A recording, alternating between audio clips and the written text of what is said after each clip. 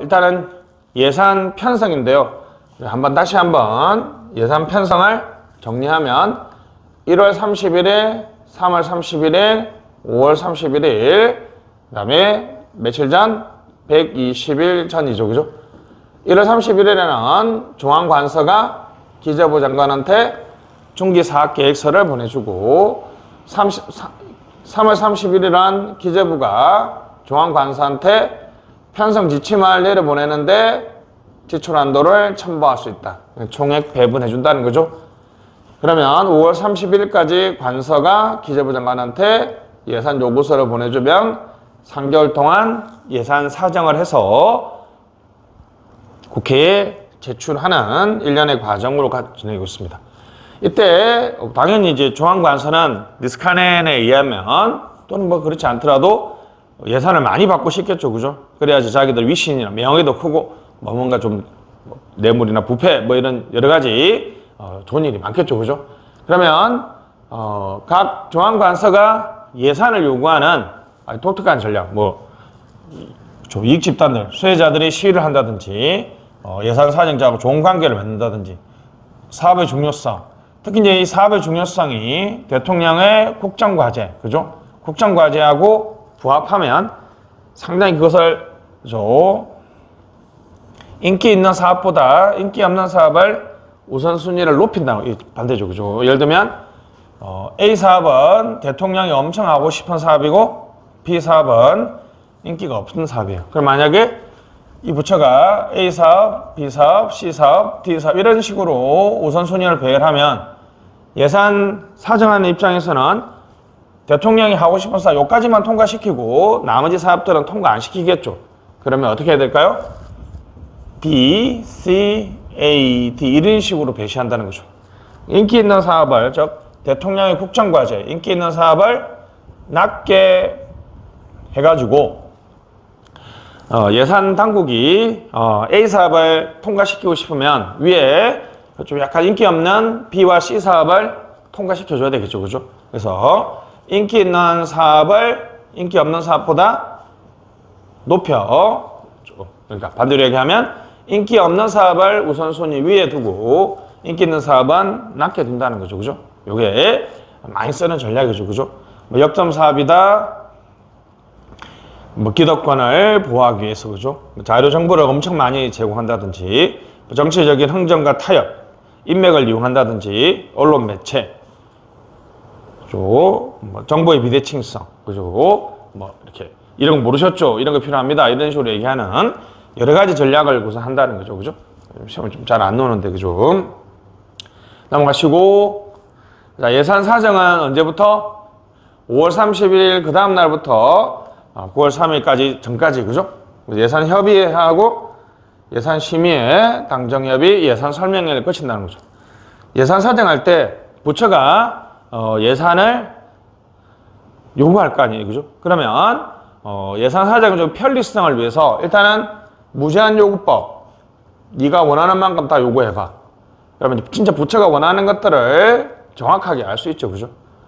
한도액 설정법은 한도를 설정해주는 이른바 총액 배분 자율 편성, 위에서부터 아래로 내려주니까 탑다운이죠, 그죠? 좀 그러면 이제 부처가 원하는 사업의 정확한 규모를 알 수가 없죠, 그죠? 정감 분석법은 이렇게 전년도 대비해서 얼마만큼 정감했는지를 보는 거죠, 그죠? 그래서 이제 항목 간의 상대적 중요성을 비교하기가 곤란한데 역전 사업이나 사업 비중 변화를 판단하기는 쉽죠, 그죠? 그래서 예를 들면 이제 이게 이제 약간 맹점이죠, 그죠? 정감 분석법을 해봤더니 A 사업은 작년 대비 플러스 100억이고 B 사업은 작년 대비 마이너스 100억이면 어떻게 보면 A 사업이 좀 증가하는 건 문제같이 보이지만 기존의 이 사업의 예산은 1000억이었다는 거죠. 근데 B 사업은 기존 예산이 1조였다는 거죠. 그러니까 정감만 보면 A 사업이 좀 문제같이 보이잖아요, 그죠? 늘어났으니까. 근데 오히려 전체 규모를 보면 그죠? 훨씬 돈을 많이 쓰는 B 사업이 더 문제일 수도 있어, 그죠? 정감만 보기 때문에 그죠? 상대적 중요성을 비교하기 곤란합니다.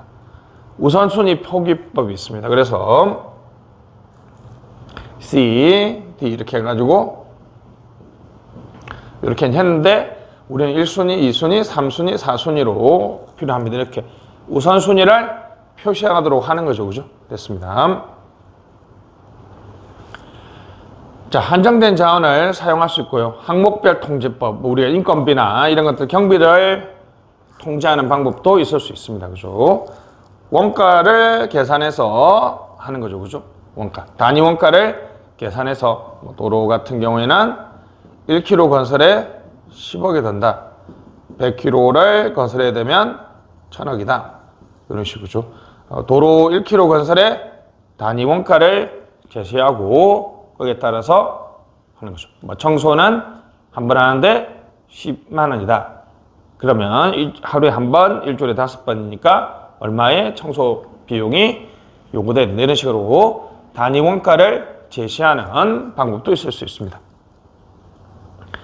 자, 여기까지 잘 안 나오고요. 요게 이제 가장 많이 나오죠. 그죠? 그래서 이제 우리가 3월 31일까지, 그죠? 3월 31일까지. 기재부 장관이 중앙간서장에게 예산 편성 지침을 내보내주죠. 원래 이제 그 이후에 생략된 게 뭐죠? 1월 31일까지 중앙관서의 장은 누구한테? 기재부 장관한테 중기 사업계획서를 보냅니다. 그죠? 별로 중요하지 않아서 시험이 잘 안 나옵니다. 그죠? 자, 그럼 이제 그 유명한 29조 2항입니다. 그죠? 총액 배분, 자율 편성. 총액을 배분하고 자율적으로 편성한다. 총액을 배분하고 자율적으로 편성한다. 그래서 탑다운이다. 위에서부터 아래로 내려간다. 이른바 탑다운 제도입니다. 그죠?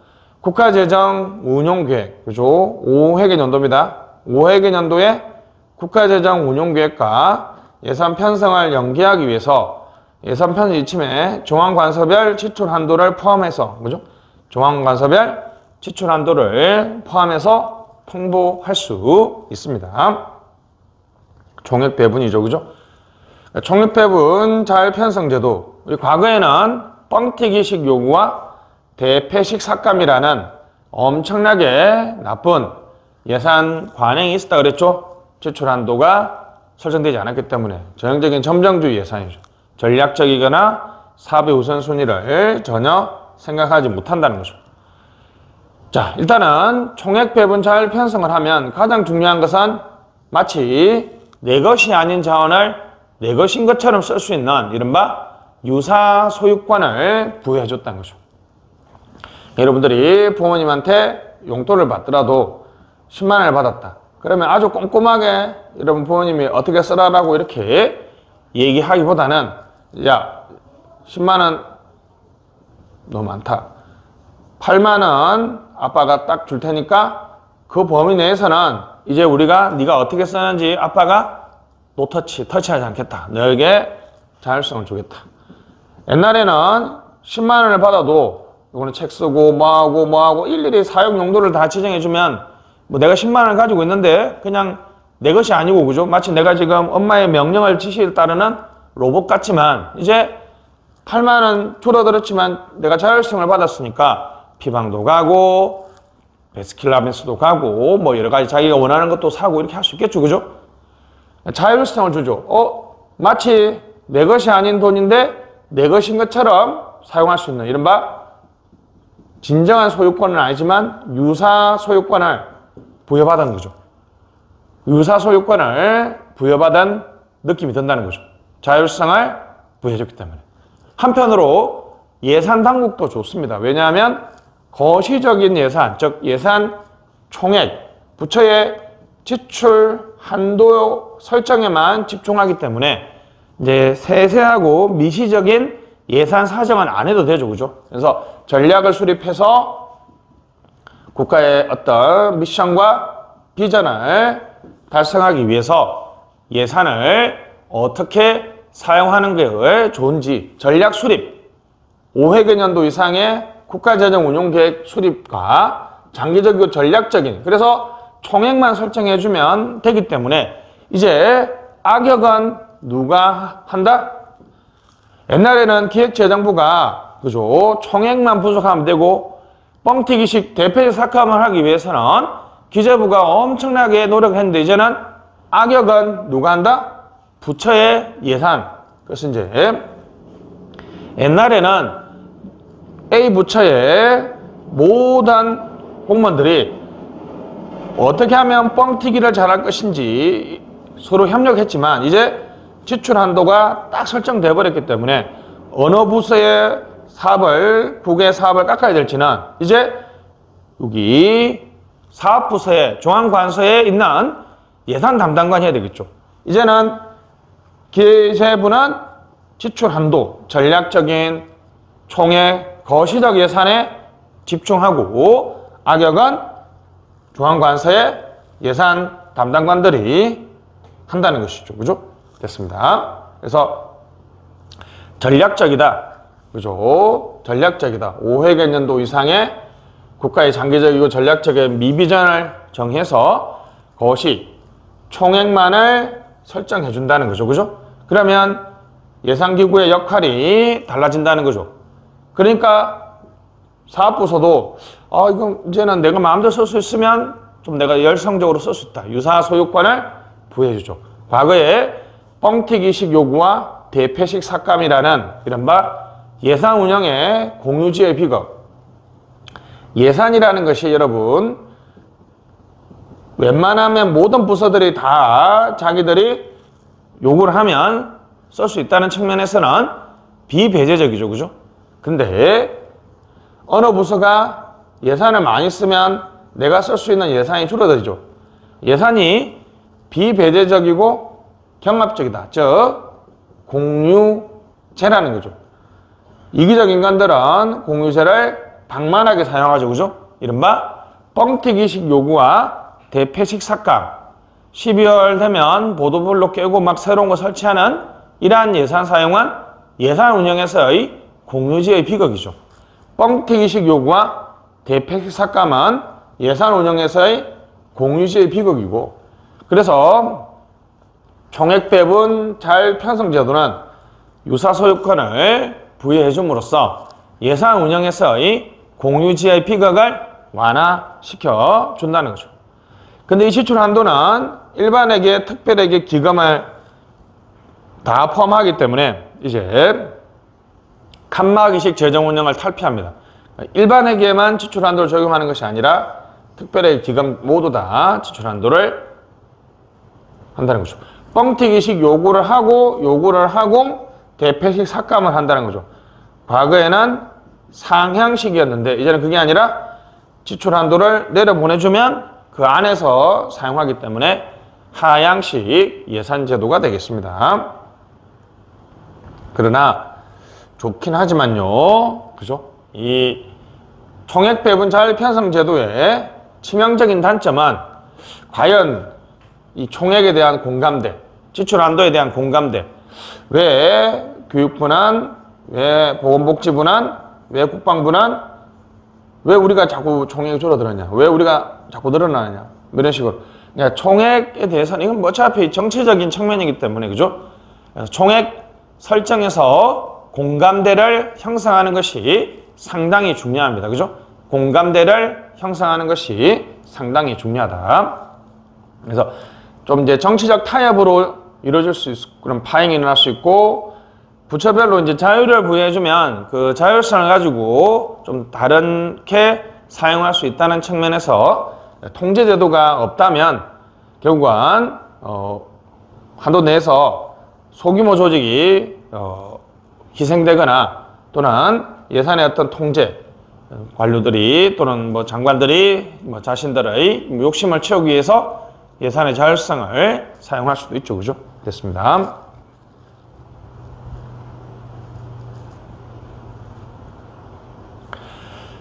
자, 예산의 지출, 뭐 우리 시기 잘 아시죠? 그죠? 그래서 중앙은 121장인데 헌법은 91장, 광역은 50일, 기초는 40일, 30일 전 됐죠?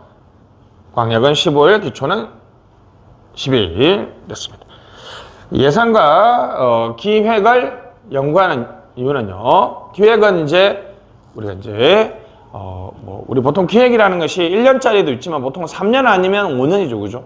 국가재정 운영계획, 도시계획, 앞으로 이 도시를 5년 동안 이렇게 바꾸겠다는 약간의 청사진, 블루프린트죠. 근데 예산이 없어요. 우리가 이렇게 앞으로 활동하겠다라고 계획을 수립했는데 예산이 없다면 이거는 거짓말이죠. 그죠? 근데 예산은 실제로 돈을 쓰는데 기획 또는 계획이 없이 돈을 쓴다면 아주 진짜 무계획적으로 돈을 쓰는 거죠. 그죠? 기획 없는 예산 또는 예산 없는 기획은 국가활동의 양대 축으로서 상당히 문제가 많죠. 그래서 기획의 플래닝 우리 저번에 했죠. 그죠? 저는 이걸 이제 계획이라고 쓰고 이건 이제 기획이라고 쓰는데 어떤 분들은 이걸 계획이라고 하고 어떤 분은 이걸 기획이라고 하는 분도 있습니다. 그죠? 그래서 플래닝 됐죠? 보통은 이제 기획이죠. 그래서 기획의 최종 단계는 예산이어야 되고 예산의 시작은 기획이 되죠. 근데 왜 예산과 기획은 연계되지 않을까요? 보통은 예산은 매년 편성하지만 기획은 보통 3년에서 5년 단위. 좀 청사진을 그리기 때문에 미래를 그냥 성장, 소비지향적이고 분석적이고 이상적이죠. 됐습니다. 그러니까 계획이라는 것이 또는 여러분 공부 계획서 잘 계획대로 잘 안 되잖아요. 그죠? 그런 측면에서 기획이나 계획은 국회의 동의를 잘 안 받습니다. 그죠? 그냥 제출하는 정도로 끝나는 거죠. 그죠? 제출하면 되는 거하고 동의를 받으면 구속력이 생기기 때문에 양자의 차이가 좀 있죠. 그죠? 근데 예산은 매년 편성되고 실제로 돈이 얼마 있고에 따라서 쓰기 때문에 약간 보수적이고 저축지향적이죠. 그래서 기획과 예산이 연계가 잘 안 되는데 기획과 예산을 연계하기 위해서 우리나라에서는 국가재정운용계획, 특이한 게 롤링 플랜입니다. 계속 굴러갑니다. 롤링 플랜은 동일 기간을 유지한다는 것이 핵심이에요. 그래서 우리 한번 그려보면 자, 22년, 23년, 24년, 25년, 26년, 27년 있습니다. 그죠? 그러면 이제 22년하고 23년은 구체적으로 짜고요. 그 다음부터는 이렇게 대충 짭니다. 그럼 1년이 지나면 다시 28년이 되고 이제 23년이 되겠죠. 그럼 여기 또 꼼꼼하게 짜고 또 대충 짜고 또 1년이 지나면 또 1년 추가합니다. 계속 롤링 굴러가죠. 그죠? 롤링 플랜의 핵심은 항상 동일 기간을 유지한다는 거죠. 1년이 지나면 1년을 수정 보완해서 동일 기간을 유지하는 것이죠. 장기와 단기, 그죠? 5년과 1년을 연계할 수 있죠. 그죠? 그리고 거시와 미시를 또 연계할 수 있습니다. 그죠? 국회에 제출합니다. 그죠? 과거에는 이제 중기재정계획은 내부의 참조 자료였고 그래서 미제출했지만 이제 국가재정운용계획 MTF입니다. 줄인 말이죠. 총액에 대한 통제. 그죠? 제출하지만 첨부 서류 아닙니다. 국회 심의도 안 받아요. 그죠? 그래서 근데 이제 이게 가장 큰 문제점인데 국방부의 지출 한도를 15조로 설정했다는 거죠. 예산 편성 과정에서. 그래서 그렇게 국회 예산을 편성해 넘어갔는데 국회 심의에서 왜 국방 예산이 요즘에 북한이 미사일도 많이 쏘고 우크라 사태에 보면 문제가 있으니까 갑자기 국회 심의에서 20조. 요 지출 한도를 국회 심의에서 준수하지 않습니다. 그죠? 그래서 구애받지 않아요. 지출 한도 구애받지 않습니다. 이거 좀 위해야 됩니다. 그죠? 그래서 이제 이게 구애받으면 권력 분립 원칙에 좀 안 맞죠. 그죠? 행정부의 원칙에 따라서 국회가 따라야 된다면 좀, 그죠? 이렇게 국회가 행정부를 제대로 통제할 수 없을 수도 있잖아요. 그죠? 따르지 않는다면 총액을 굳이 정부가 열심히 지출 한도를 설정할 이유는 또 없는 거죠. 그죠?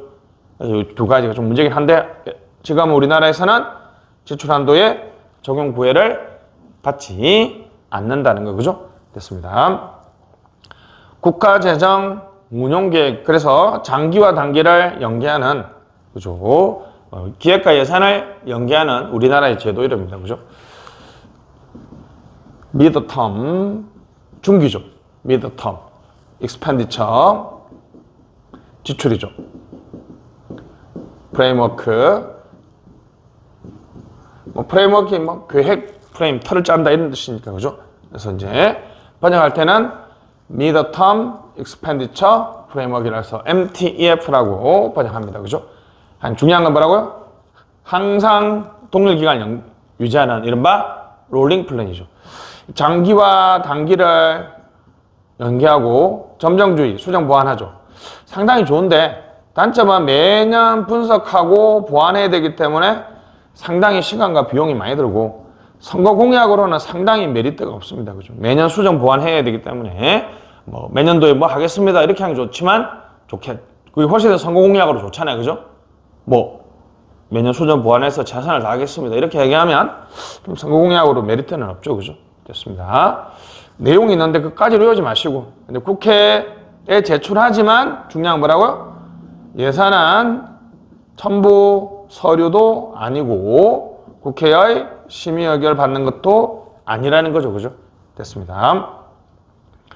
자, 재밌는 거는 우리나라의 예산 편성에 관해서는 국회의 예산도 정부가 편성해서 국회에 제출합니다. 법원의 예산도 헌법재판소 예산인데 이제 권력 분립 원칙상 법원이 말을 안 듣는다. 선관위가 말을 안 들을 때 정부가 예산을 가지고 이걸 통제할 수 있으니까 그죠? 그때는 어떻게 한다? 바로 약간의 독립기관 국회, 대법원, 헌재, 중선위 여기까지는 이제 헌법상이고 감사원은 국가재정법상 독립기관입니다. 약간의 그죠? 독립성을 줘요. 그리고 다른 중앙관서와 다르게 편성할 때는 최대한 존중하고요. 맞죠? 조정할 때는 미리 협의해요. 다시 편성할 때는 존중하고 조정할 때는 조정은 이제 플러스 마이너스가 다 포함된 개념이잖아요. 그죠? 미리 협의하고 삭감할 때는 감액할 때는 의견을 들어야 됩니다. 다시 뭐라고요? 편성은 존중, 조정은 미리 협의, 삭감은 의견을 구하고 그죠? 어디에서? 국무회의에서 의견을 구하고 됐죠? 그래도 삭감하려고 할 때는 독립기관의 장의 의견을 국회에 제출하도록 하고 있습니다. 상당히 독립기관은 국토교통부 예산을 삭감하거나 이럴 때는 전혀 이런 거 적용 안 돼요. 그죠? 근데 독립기관은 편성할 때는 존중하고 조정할 때는 미리 협의하고 감액할 때는 국무회의에서 얘기를 하고 그래도 감액할 때는 독립기관의 장의 의견을 국회에 제출하도록 하고 있습니다. 네, 감사원은 헌법상 독립기관만큼 독립성이 강하게 요구되지 않기 때문에 감액할 때만 그죠? 그러니까 편성, 조정은 적용 안 되고요. 감액할 때만 국무회의에서 감사원장의 의견을 구하고 있습니다. 그래도 감액할 때는 의견을 국회에 제출하는 것도 적용 안 돼요. 그래서 우리 독립기관 예산에 대해서 얘기를 해봤습니다. 자, 이번 강의 여기까지 하고요. 다음 강의에서는 예산 심의를 공부하도록 하겠습니다. 수고하셨습니다. 안녕.